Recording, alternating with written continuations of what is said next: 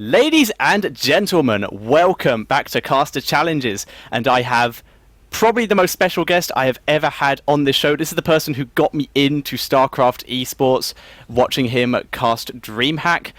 Ladies and gentlemen, please welcome TotalBiscuit. Thank you very much for the intro. I can't really give you much more praise than that, other than by just listing a huge list of achievements that is probably too big to even go through. I'm just looking at it right now, and it's gigantic. I've cast a few tournaments here and there, I think. It's probably easier to say that the only tournaments I either haven't been invited to cast or just haven't cast in general are, well, GSL, and that's it. I've cast or have been invited to cast every other tournament, so I guess that's probably the easiest way to describe it. It's better than listing off every single bloody tournament. There's been so many, so I would take up most of the broadcast. That does make more sense.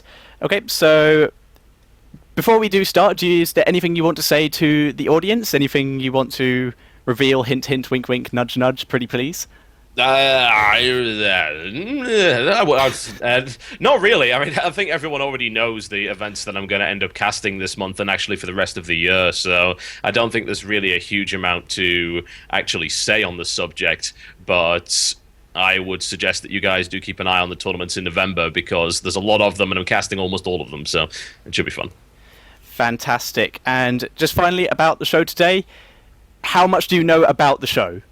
Well, I'm aware that it is a caster challenge and that various restrictions and caveats are thrown at the caster throughout the broadcast, so I'm intrigued to see how it turns out. I don't know if I'll be any good at it, but I guess it's for fun, so who cares? Yep, absolutely for fun, and with that, we shall start very soon. I'm just asking if both the players are ready, and when I want to give you a challenge, I will say stop, you will be solo casting, and when I say stop, I will give you a challenge, and then you carry on in the challenge or constraint that you have been given, just waiting for Orcs ready, even though he's already said it. Alright, so yep. Let's begin. Alright, so start in your normal way, and I will interject when I have a challenge.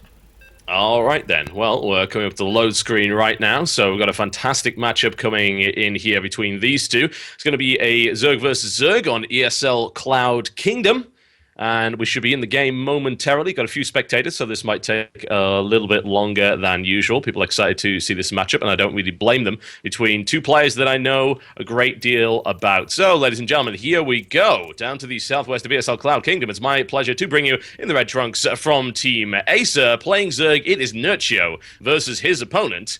It is the one and only Orc in the blue trunks, and he is playing Zerg to the northeast. Oh man, Orc is just a fantastic player. I've known Orc for ages because he's been very active in the UK scene for the longest time. He's got quite the reputation. He's actually switched races a number of times, and he is currently ranked particularly highly on the EU Grandmaster ladder. I think he's around 50 at the moment, which is impressive considering he keeps switching races. I believe he did start as Zerg initially, so we are seeing him back here in his natural habitat. And speaking of a race switcher, that's exactly what Nurtio used to do. Nurtio actually used to play random. A lot of people don't know this, but for a while he actually favored Protoss, which makes him particularly dangerous when he's playing against Protoss opponents. He seems to know the ins and outs of them very, very well indeed, but now has settled on Zerg and has been putting on dominant performances. There were many doubts about Nurtio, in fact, as regards to his ability to actually cast, or indeed play, cast, what am I talking about, play in a LAN environment. He was playing a lot of online tournaments, he was dominating the online scene along, of course, with Stefano and Cass, and he wasn't really playing a lot of LANs, and it's almost like he seemed to be too nervous to come out to them, but that has since passed, and he is putting on very good showings indeed. He's often the last European standing in a lot of tournaments which feature a great deal of Koreans, and okay, is also able to defeat... In a style that you hate both players. The thing about Nurtio, honestly, is that he absolutely irritates me in every possible respect. When he actually turns up to a LAN event, the only thing he does is whine and complain and talk about these terrible bans that he supposedly enjoys. And I really cannot imagine why anyone in their right mind would actually enjoy a fusion of Bavarian folk music and lounge jazz. It doesn't make any sense to me. And I think, honestly, it reflects very badly on his character as a professional. And don't even get me started on Orc. Good lord, last time I saw Orc, he was just shoveling up the buffet. We tried to get there, and there was nothing left. It was all on Orc's giant plate. I don't even know where he actually found the giant plate. I think he actually brought it with him, which is surprising. I wasn't aware that you could even fit something like that in your baggage for the average flight. Knowing him, he's probably one of these esports bourgeois that travels first class everywhere with additional baggage allowances. And you know what? I can't trust anyone like that. Any esports player that flies first class is clearly far too pampered and should not be involved in the scene in any way. He's clearly just in it for the money, and there's no question about that. Oh, look, both these guys building overlords. Yeah, really standard. Nothing remotely creative about any of these flights. In the style of a weather forecast.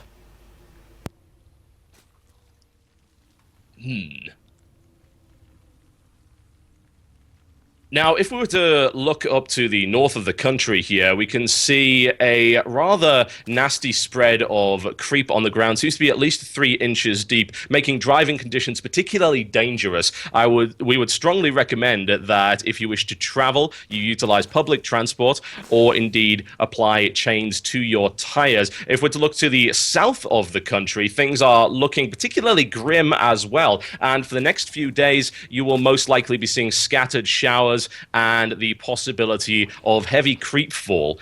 And we also are getting word that there is, in fact, a large baneling nest forming at either side of the country, which could be a little bit dangerous for those of you looking to travel today. If you're looking to try and get a tan, this is probably not the day to go out. Baneling acid is considered by the Met Office to be a little bit damaging to clothing and indeed the faces of your average person. So it is recommended that you decide to stay indoors today. We're hoping in the next couple of days that things will clear up, the creep will dissipate from the ground, and we will have a much better weather system going forward. And for the remainder of the day, expect scattered showers, violence, and overall an absolutely terrible condition for anyone attempting to leave their homes and or armored bunkers at this time. Please, for the love of God, give me another challenge. I cannot go on like this. All right. In the style of a David Attenborough nature show.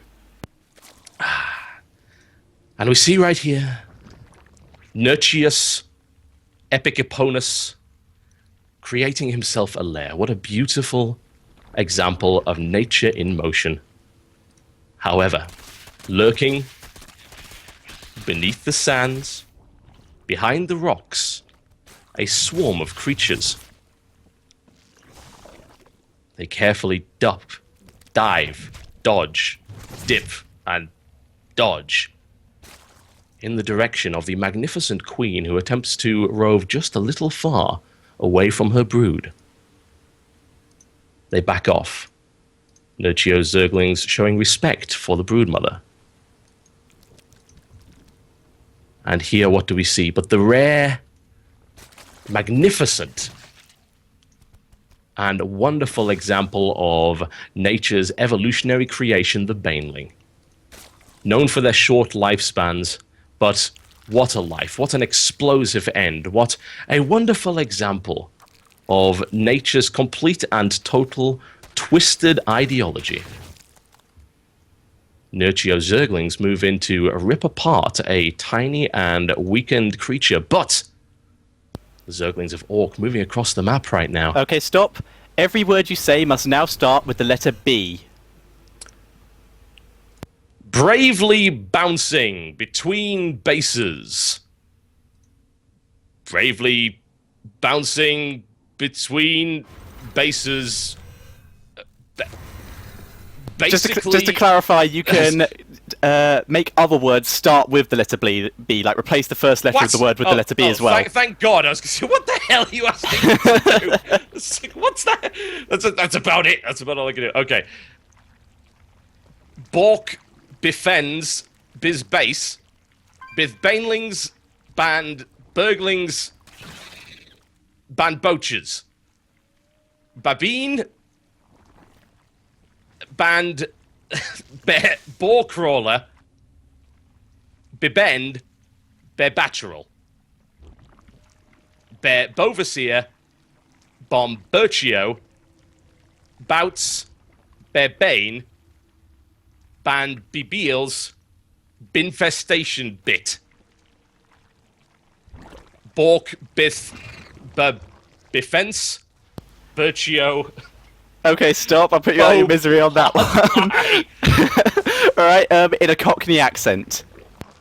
Alright, love how you're doing. What we got here then? What's going on here? Nurcio moving forward. He's gonna go jumping up. Oh, the fungal. Have a banana. Nurcio being driven away once again from Orc's base. A stellar defense. Lovely jabbly from our other blue Zerg player. Oh, here we go, here we go, here we go, here we go, here we go. Nurcio, Nurcio, Nurcio. He's gonna go and ravage. He's gonna go and rip his head off. Look at that. Baneling detonation going on right there. Oh, and Nurcio going in once again. He's going for the infestors. Oh, get up in his face. Go on. Go on, my son. All right, stop. Get in. You are trying to sell the audience the game they are watching. Look at how absolutely fantastic this is. You just don't get this kind of experience in any other game. You've got dynamic action on all sides. You've got incredible economic prowess from both players, and they're doing all of this at the same time. It's like playing 15 games of chess in real time with 15 different variants of Deep Blue. That is an unbelievable thing indeed. And you're getting all of that for only $60 or your regional equivalent. But wait, there's more. Not only do we have this amazing esports battling going on right here between these two incredible players, which I might add is available for almost anyone to watch for free in multiple tournaments which happen on every single day, but you also have custom maps. So you don't like this mode of the game? You don't like watching Zerg versus Zerg? Well, not only can you pick different races, meaning that the combinations are absolutely endless, and by endless, of course, I mean that there's probably about 6 different combinations. What you also get is a wonderful selection of custom maps. So if you don't like fungals being used in the way that Nurcio is suffering right now and having all of your mutalisks decimated by Orcs infestors, you don't have to. You can mod it out of the game. You can pick an entirely different game mode. You can pick an entirely different race. You can only play TVT. And I can tell you for a fact that you will not find any infestors in TVT. Okay, stop. I'm going to mute the in-game sound, and I want you to substitute your own in-game sound effects.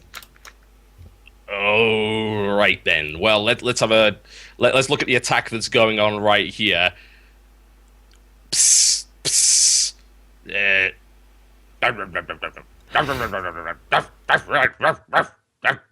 I'm sorry, that's how I imagine roaches being. Ah! Zip, zip, zip, snap, snap, snap. Ah! Ah! Ah!